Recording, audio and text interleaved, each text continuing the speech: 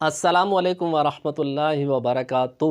نصاب الصرف کا سبق نمبر 2 کلمہ اور اس کی مختلف تقسیمات کا ہمارا سبق چل رہا تھا، جو کہ یقیناً آپ نے پارٹ 1 میں دیکھ لیا ہوگا۔ میرے وہ طلباء کہ جنہوں نے ابھی تک اس حصے کو پارٹ 1 کو نہیں دیکھا، تو میں ان سے گزارش کرتا ہوں کہ وہ جلد از جلد اس کو اول تا آخر دیکھ لیں اور سن لیں۔ یقیناً جب آپ وہ سن لیں گے تو یہ جو آج ہم سبق پڑھنے جا رہے ہیں انشاءاللہ عز و جل یہ آپ کے لیے کافی مفید بھی ثابت ہو سکتا ہے۔ آئیے ہم چلتے ہیں کہ آج ہم نے پڑھنا کیا ہے۔ آج کا جو ہمارا سبق ہے ہمارا اس پر کون کون سی تعریفات جس کو ہم نے پڑھنا ہے۔ تو آج ہم نے 6 تعریفات ہم نے آج پڑھنی ہے۔ ان میں سے پہلی ہے اسم کی تعریف، دوسری ہے فعل کی تعریف، تیسری ہے حرف کی تعریف، چوتھا ہے مصدر کی تعریف، پانچواں ہے مشتق کی تعریف اور آخری ہے جامد کی تعریف۔ آئیے ہم سب سے پہلے شروع کرتے ہیں کلمے کے بعد جو آپ نے پڑھا تھا۔ یقیناً کلمے کی تعریف آپ نے سنی اور اس کی آج ہم اقسام کی طرف بڑھتے ہیں۔ تو کلمے کی اقسام 3 طرح سے ہیں۔ یہ آپ نے دیکھا کلمہ ہم نے پہلے اس کا سبق ایک پڑھ لیا، اس کی تعریف بھی ہم نے سمجھ لی ہے اور اس کے اندر ہم نے لفظ با معنی اور بے معنی بھی پڑھا تھا۔ اس کے بعد کلمے کی کتنی قسمیں ہیں؟ کلمے کی 3 قسمیں۔ پہلی قسم کا نام ہے اسم، دوسری قسم کا نام ہے فعل اور تیسری قسم کا نام ہے حرف۔ اب یہ جو کلمے کی تقسیم ہے تو اس سبق کے اندر کلمے کی 3 طرح سے تقسیم کی گئی ہے۔ یہ جو ہم تقسیم پڑھ رہے ہیں یہ پہلی تقسیم ہے، تو اس کو ہم پہلی تقسیم کا نام دیتے ہیں۔ یہ ہے پہلی تقسیم۔ اب اس کے اندر یہ بھی ہمیں غور کرنا چاہیے کہ یہ جو کلمے کی پہلی تقسیم ہے اس کو کس اعتبار سے تقسیم کیا گیا ہے، تو اس کو بھی ہم نے دیکھنا ہے کس اعتبار سے اس کو تقسیم کیا گیا ہے۔ تو اس کو تقسیم کیا گیا ہے اپنا معنی ظاہر کرنے یا نہ کرنے کے اعتبار سے۔ یعنی کہ اس سے مراد یہ ہے کہ اس میں اسم، فعل اور حرف ان تینوں میں سے کون اپنا معنی ظاہر کرتا ہے اور کون اپنا معنی ظاہر نہیں کرتا ہے۔ تو آئیے چلتے ہیں سب سے پہلے ہم اسم کی طرف۔ کچھ اور بھی چیزیں آپ کے سامنے ایسی باتیں بیان کروں جو آپ کے لیے فائدہ مند ہو۔ کلمہ آپ نے پڑھا تھا کہ بامعنی لفظ کو کلمہ کہتے ہیں۔ تو کلمہ جو ہوگا یا تو وہ اسم ہوگا یا وہ فعل ہوگا یا وہ حرف ہوگا، اس کے علاوہ کوئی کلمہ نہیں ہو سکتا۔ تو کلمہ اسم، فعل اور حرف ہی ہوتا ہے۔ کلمے کی یہی 3 قسمیں ہو سکتی ہیں، اس کے علاوہ کلمے کی کوئی چوتھی قسم بالکل بھی نہیں ہے۔ قرآن پاک کے اندر جتنے بھی لفظ آئے ہیں وہ ان میں سے ہر ایک کلمہ ہے، یعنی قرآن پاک میں جتنے بھی الفاظ موجود ہیں ہر ایک کلمہ ہے۔ اب اس میں سے بعض اسم ہوں گے، بعض فعل ہوں گے، بعض حرف ہوں گے، یعنی کہ قرآن پاک میں جو بھی لفظ آیا ہے یا تو وہ اسم ہوگا یا وہ فعل ہوگا یا وہ حرف ہوگا۔ اس کے علاوہ اور کوئی لفظ نہیں ہے جو قرآن پاک میں موجود ہو جس کو ہم یہ کہیں گے یہ اسم نہیں ہے، یہ فعل نہیں ہے، یہ حرف نہیں ہے، کچھ اور ہے۔ تو ایسا بالکل بھی نہیں ہے۔ قرآن پاک میں جتنے بھی الفاظ موجود ہیں ان کا تعلق یا تو اسم سے ہے یا فعل سے یا پھر حرف کے ساتھ ہے۔ جب ہم ان 3 چیزوں کو سمجھ لیتے ہیں، اور یہ خاص طور پر چاہے ہم علم نحو پڑھ رہے ہوں، چاہے ہم علم صرف پڑھ رہے ہوں، چاہے اور کوئی کتاب پڑھ رہے ہوں، تو ہمیں چاہیے کہ کوئی بھی کتاب ہم پڑھ رہے ہیں تو اس میں سے اسم، فعل اور حرف یہ سب سے اہم ہے۔ اگر ہم اس کو سمجھ لیتے ہیں تو انشاءاللہ آگے والے جو ہمارے اسباق ہیں ان کو سمجھنا ہمارے لیے آسان ہو جائے گا۔ کوئی شخص اسم، فعل اور حرف کی پہچان کر لیتا ہے، ان کو سمجھ لیتا ہے، تو قرآن کے ہر لفظ سے اس کی پہچان ہو جائے گی یقیناً، کیونکہ قرآن پاک سارا کا سارا مشتمل ہی اسم، فعل اور حرف پر ہے۔ اور اگر ہم تینوں کو سمجھ لیتے ہیں تو قرآن پاک کے ہر لفظ کو ہم سمجھنے میں کامیاب ہو جائیں گے۔ اب یہ اسم، فعل اور حرف کو سمجھنا با اعتبار الفاظ کے، با اعتبار معنی کے ہے، نہ کہ قرآن پاک کے سارے مفہوم کو ہم سمجھیں گے۔ اسم کے اعتبار سے سمجھ لیں گے، فعل کے اعتبار سے سمجھ لیں گے اور حرف کے اعتبار سے سمجھ لیں گے۔ تو آئیے ہم اسم کی طرف چلتے ہیں۔ اسم کسے کہتے ہیں؟ اسم وہ کلمہ ہوتا ہے، کیونکہ یہ کلمے کی قسم میں سے تو اس کی تعریف میں بھی کلمہ ہی آئے گا۔ اسم وہ کلمہ ہوتا ہے جو اپنا معنی خود ظاہر کرتا ہے، اور اپنا معنی ظاہر کرنے میں یہ کسی غیر کا محتاج نہیں ہوتا۔ اس کا مطلب کیا ہوتا ہے؟ اس کا مطلب یہ ہوتا ہے کہ جب بھی یہ لفظ آپ دیکھیں گے کسی جگہ پر تو یہ اپنا معنی خود ظاہر کرے گا، اس کا معنی آپ کو سمجھ میں آ جائے گا۔ اگر آپ بولیں گے تو سامنے والا سمجھ جائے گا، یا سامنے والا کوئی اسم بولے گا تو آپ سمجھ جائیں گے۔ اس کو سمجھنے کے لیے ہمیں کسی دوسرے کلمے کی ضرورت نہیں پڑے گی۔ تو یہ ہے اسم کی تعریف۔ اب اسم کا لغوی معنی بھی ہے۔ جی ہاں، یہ جو میں نے ابھی آپ کو تعریف بیان کی، یہ اس کی صرف کی اصطلاح میں اس کی یہ تعریف ہے۔ لغوی معنی اس کا کیا ہے؟ تو لغوی معنی اس کا ہے، اسم کہتے ہیں نام کو، اسم نام کو کہا جاتا ہے۔ جس طرح سے آپ نے اکثر کسی نہ کسی لوگوں سے کہیں نہ کہیں کسی جگہ پہ سنا ہوگا، تو وہ آپ سے پوچھتے ہیں آپ کا اسم شریف کیا ہے؟ تو اس سے مراد یہ ہوتا ہے کہ آپ کا نام کیا ہے۔ تو اسم کا لغوی معنی کیا ہوتا ہے؟ نام۔ تو اسم یہ کسی شخص کے لیے بھی بولا جاتا ہے۔ جی ہاں، دنیا کے اندر جتنے بھی افراد ہیں، کہیں پر بھی ہیں، کسی بھی مقام پر ہیں، آپ اس کو اسم کہہ سکتے ہیں، اور وہ اسم ہی ہے۔ جیسے مثال کے طور پر خالد، اب یہ ایک فرد کا نام ہے، ایک شخص کا نام ہے، تو اس سے آپ کو پتہ چل جائے گا کہ اسم کا اطلاق کس پر ہوتا ہے؟ شخص پر۔ اور خالد بھی ایک شخص ہے، تو خالد بھی کیا بن جائے گا؟ اسم بن جائے گا۔ اسی طرح سے خالد مذکر ہے تو ہم مؤنث میں لے لیتے ہیں، جیسے مریم، تو اس پر بھی اس کا اسم کا اطلاق ہوگا۔ اس کے بعد آ جائیں کہ اسم کا اطلاق اور کس پر ہوتا ہے؟ اسم کا اطلاق کسی چیز پر بھی ہوتا ہے۔ جتنی بھی چیزیں ہیں وہ ساری کی ساری اسماء ہوتی ہیں۔ اب کوئی بھی چیز کو آپ دیکھیں گے تو آپ کے ذہن میں یہ ہونا چاہیے یہ اسم ہے، فعل ہے یا حرف ہے۔ تو اگر وہ چیز کوئی بھی ایسی چیز ہوئی تو آپ اس کو اسم کا نام دیں گے۔ مثال کے طور پر پنکھا، پنکھا ایک چیز ہے تو پنکھا یہ کیا ہوگا؟ اسم کہلائے گا۔ اسی طرح سے میرے ہاتھ میں قلم ہے تو یہ قلم ایک چیز ہے تو یہ کیا بنے گا؟ یہ بھی اسم ہی بنے گا۔ تو جتنی بھی چیزیں، مثال کے طور پر ہم لکھ لیتے کتاب،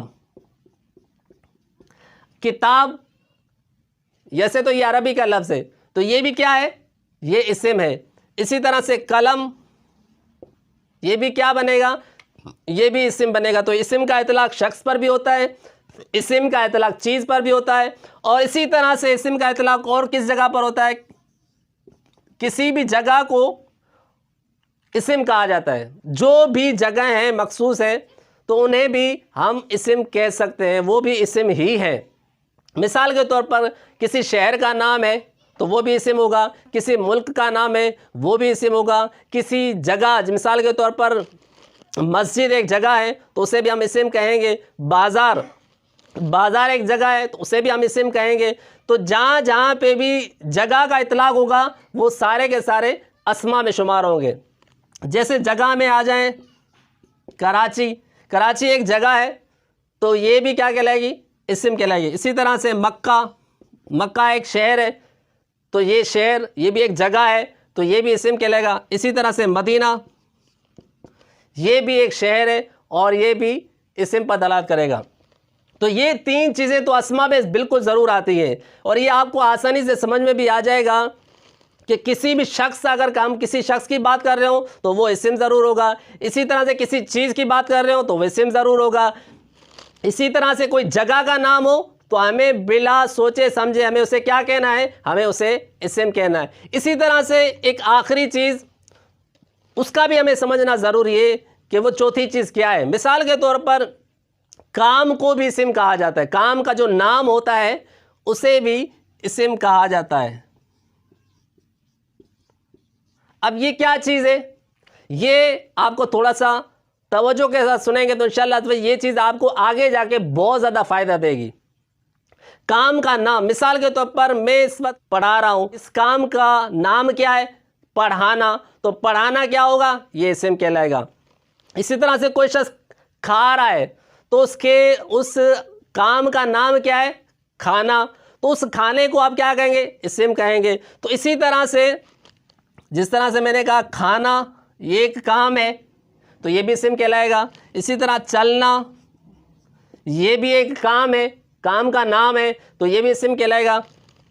اسی طرح سے بولنا یہ بھی کیا ہے, یہ بھی ایک کام کا نام ہے, تو یہ بھی کیا کہلائے گا, اسم کہلائے گا.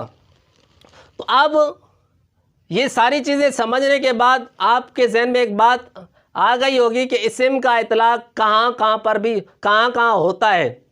تو اسم کا اطلاق کسی بھی شخص پر ہو سکتا ہے, اسم کا اطلاق کسی چیز پر ہو سکتا ہے, اسم کا اطلاق کسی جگہ پر ہو سکتا ہے, اسم کا اطلاق کسی کام کے نام پر بھی ہو سکتا ہے. جب آپ یہ ساری چیزیں اپنے ذہن میں رکھیں گے تو آپ کو اسم کی پہچان میں کبھی بھی مشکل پیش نہیں آئے گی. اور اسم کی تعریف ہم نے کیا کی تھی, اسم وہ ہوتا ہے جو اپنا معنی خود ظاہر کرتا ہے. تو ان میں سے کوئی بھی ایسی چیز آپ دیکھ لیں تو جتنے بھی آپ نے لکھے ہوئے ہیں یہاں پر وہ سارے کے سارے اپنے معنی پر خود دلالت کر رہے ہیں. امید کرتا ہوں کہ اسم کا جو مفہوم ہے وہ آپ کو سمجھ میں آ گیا ہوگا. ویسے اسم کا اطلاق اور کس جگہ پر ہوتا ہے, ویسے تو وہ بحث نحو میں چلی جائے گی کہ اسما جو اس میں اشارہ ہوتے ہیں, جس کے ذریعے ہم اشارہ کرتے ہیں وہ بھی اسم کہلاتے ہیں. اسی طرح سے جو ضمیریں ہوتی ہیں وہ بھی اسما ہی ہوتی ہیں. اس طرح سے اسما کی ایک بڑی تفصیل ہے جو ہم نحو کے اندر انشاءاللہ پڑھیں گے. اس کے بعد آ جائیں یہاں پر جو ہم نصاب الصرف کے اندر جو ہم اسما پڑھیں گے وہ کون کون سے ہیں. تو یہاں پر جو ہم نے نصاب الصرف کے اندر جو ہم نے اسم کی بحث پڑھنی ہے وہ صرف اور صرف ہماری 7 چیزیں ہیں. وہ انشاءاللہ جب ان کے اسباق آئیں گے تو میں انشاءاللہ ایک ایک کی وضاحت آپ کے سامنے پیش کروں گا کہ وہ کون کون سے. وہ ہمارے اسما میں نے جیسے شروع کے اندر جب ہماری پہلی ویڈیو تھی جس میں ہم نے نصاب الصرف کی تقسیم کاری کی تھی تو اس میں نے آپ کو بیان کیا تھا کہ کہاں سے اسما کا اسباق شروع ہو رہے ہیں, کہاں سے افعال کے اسباق شروع ہو رہے ہیں. تو وہاں پر انشاءاللہ ہم اس کو جا کے سمجھیں گے. اور وہ ہمارا سبق ہے سبق نمبر 15 سے لے کر سبق نمبر 21 تک. یہ جو ہمارے اسباق ہے اس میں ساری کی ساری اسما کی بحث ہے. اور اس کے علاوہ جو اسما کی بحث ہوتی ہے زیادہ تر وہ نحو کے اندر ہوتی ہے. صرف کے اندر مخصوص یہ اسباق ہے جس میں اس میں فاعل ہے, اس میں مفعول ہے, صفت مشبہ ہے, اس میں اعلیٰ ہے, اس میں ظرف ہے, اس میں تفضیل ہے اور مصدر ہے. ہم یہاں پر اسما کی انہی سے بحث کریں گے. اس کے علاوہ ہماری نصاب الصرف کے اندر اور کوئی بحث موجود نہیں ہے. اس کے بعد آ جائے فعل. نصاب الصرف کا سب سے اہم پہلو, سب سے اہم مقصد جو ہے نا وہ ہمارا فعل کو سمجھنا ہے. یہ نصاب الصرف سارا کا سارا ہے ہی فعل پر. نصاب الصرف سارا کا سارا یہ فعل پر ہی مبنی. اگر ہم نے فعل کو سمجھ لیا تو ہم نے نصاب الصرف کو سمجھ لیا. اگر ہم نے فعل کو سمجھ لیا تو ہم اچھے صرفی بن سکتے ہیں, صرف کی ہمیں اچھی پہچان ہو سکتی ہے, سیغے کی ہمیں اچھے طرح سے پہچان ہو سکتی ہے.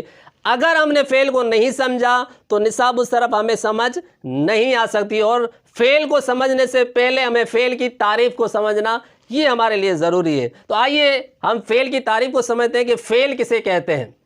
جی ہاں, فعل کیا ہوتا ہے؟ فعل بھی کلمے کی ایک تقسیم میں سے ہے, اقسام میں سے ہے. تو فعل کیا ہوگا؟ فعل ایسا کلمہ ہے, فعل ایسا کلمہ ہوتا ہے جو اپنا معنی خود ظاہر کرتا ہے. اب فعل میں اور اسم میں یہاں تک دونوں کی تعریف ایک ہی طرح کی لگتی ہے کہ اسم بھی اپنا معنی خود ظاہر کرتا ہے, غیر کا محتاج نہیں ہوتا. فعل بھی اپنا معنی خود ظاہر کرتا ہے, کسی غیر کا محتاج نہیں ہوتا. لیکن اسم میں اور فعل کے اندر فرق کہاں پہ آتا ہے؟ ایک مقام پر فرق آتا ہے کہ اسم کے اندر زمانہ نہیں پایا جاتا جبکہ فعل کے اندر زمانہ پایا جاتا ہے. تو فعل کی تعریف کیا بنے گی پھر؟ فعل کی تعریف یہ بنے گی کہ فعل وہ کلمہ ہوتا ہے جو اپنا معنی ظاہر کرنے میں کسی غیر کا محتاج بھی نہیں ہوتا اور اس میں تینوں زمانوں میں سے کوئی ایک زمانہ پایا جائے. جب یہ تعریف کسی پر بھی صادق آئے گی تو سمجھو کہ وہ فعل ہوگا. اب فعل کی مثال کیا بنے گی؟ اردو کے اندر اس کی بہت ساری مثالیں موجود ہیں.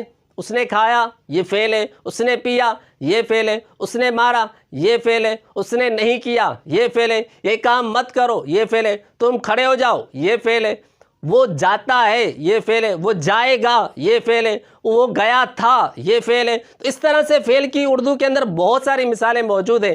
ہم جب یہاں پہ عربی سیکھ رہے ہیں, نصاب الصرف سیکھ رہے ہیں, تو فعل کی یہاں پہ کون سی مثال بنے گی؟ مثال کے طور پر دارابا. اب یہ ایک فعل ہے، اور انشاءاللہ عز و جل جب فعل ماضی کا جو سبق آئے گا اس کے اندر ہم مزید اس کی ڈیفینیشن پڑھیں گے انشاءاللہ عز و جل کہ یہ فعل ماضی کی پہچان کیسے ہوگی۔ مثال کے طور پر یہ دارابا، اس کا ترجمہ ہے اس نے مارا، تو اب اس میں مارنے والا کام ہو رہا ہے تو اس وجہ سے ہم اس کو کیا کہیں گے؟ فعل، اور یہ ماضی ہے، اور فعل کے اندر کیا ہوتا ہے؟ تینوں زمانوں میں سے کوئی ایک زمانہ پایا جاتا ہے، تو اس کے اندر بھی کیا پایا جا رہا ہے؟ فعل ماضی کا زمانہ پایا جا رہا ہے۔ اسی طرح ایک اور مثال، یضربو، اس کا ترجمہ ہے کہ وہ مارتا ہے یا مارے گا، تو اس میں دونوں ترجمے پائے جا رہے ہیں، حال کا بھی ترجمہ پایا جا رہا ہے اور مستقبل کا بھی ترجمہ پایا جا رہا ہے۔ تو یہ بھی کیا ہے؟ اس میں جب زمانہ پایا جا رہا ہے اور یہ اپنا معنی خود ظاہر کر رہا ہے، تو اس اعتبار سے یہ کیا بنے گا؟ یہ بھی فعل بنے گا۔ اسی طرح ایک تیسری مثال، اضرب،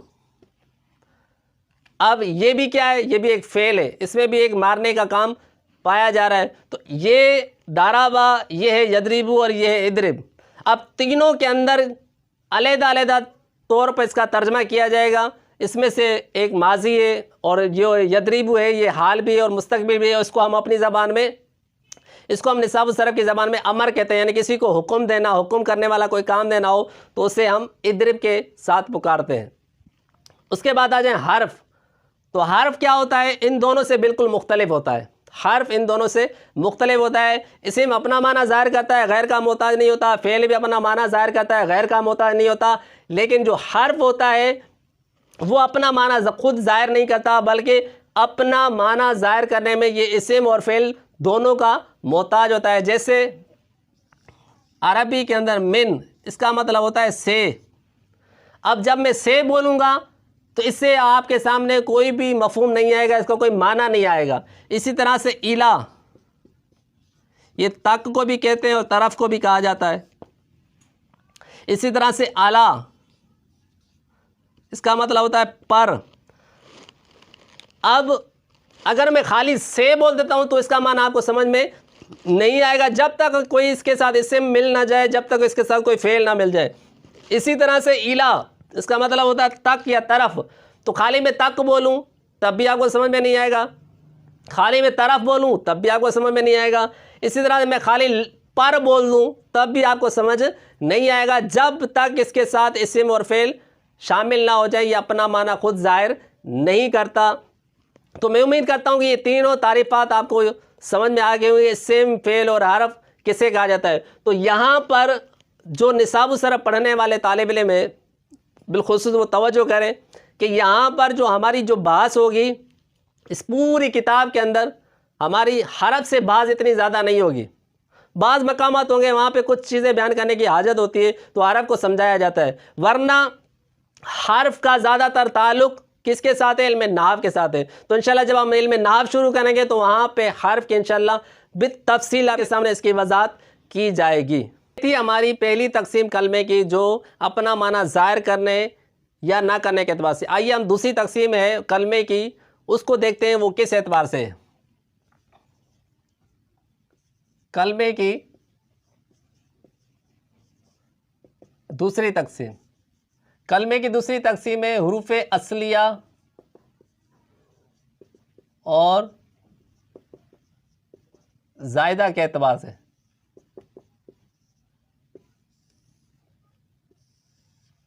اور اس کو نام دیتے ہیں 6 اقسام کا۔ اس سے پہلے جو ہماری پہلی تقسیم تھی وہ تھی 6 اقسام اور یہ 6 اقسام۔ ان میں سے پہلی جو چیز ہے وہ ہے ہماری ثلاثی مجرد، دوسری چیز ہے ثلاثی مزید فی، تیسری ہے رباعی مجرد اور چوتھی ہے رباعی مزید فی، پانچویں ہے خماسی مجرد اور چھٹی اور آخری ہماری خماسی مزید فی۔ انشاءاللہ عز و جل آپ صرف اور صرف ان کے نام کو سامنے رکھیں گے، دیکھیں گے، انشاءاللہ اس کا پورا سبق بالتفصیل کے ساتھ ہر ایک کی تعریف اور مثالوں کے ساتھ انشاءاللہ جب اس کا سبق آئے گا تو ہم آپ کو انشاءاللہ ہر ایک کی وضاحت کریں گے۔ تو یہاں پر ہماری کلمے کی تیسری تقسیم شروع ہو رہی ہے، کلمے کی تیسری تقسیم جس کو ہم 7 اقسام کہتے ہیں۔ تو پہلی جو ہماری تقسیم تھی وہ اس کا نام تھا 6 اقسام، دوسری ہماری تقسیم تھی اس کا نام تھا 6 اقسام، اور یہاں پہ جو ہم تیسری تقسیم پڑھ رہے ہیں اس کو کیا کہیں گے؟ ہفت اقسام کہیں گے، اور یہ کس اعتبار سے؟ حرف علت ہونے یا نہ ہونے کے اعتبار سے۔ تیسری تقسیم ہے جس کو ہفت اقسام کہا جاتا ہے۔ ہفت کا مطلب ہوتا ہے 7، تو اس میں 7 چیزوں کو بیان کیا گیا ہے۔ نمبر 1 صحیح، نمبر 2 محموز، نمبر 3 مضاعف، نمبر 4 مثال، نمبر 5 اجوف، نمبر 6 ناقص، اور نمبر 7 لفیف۔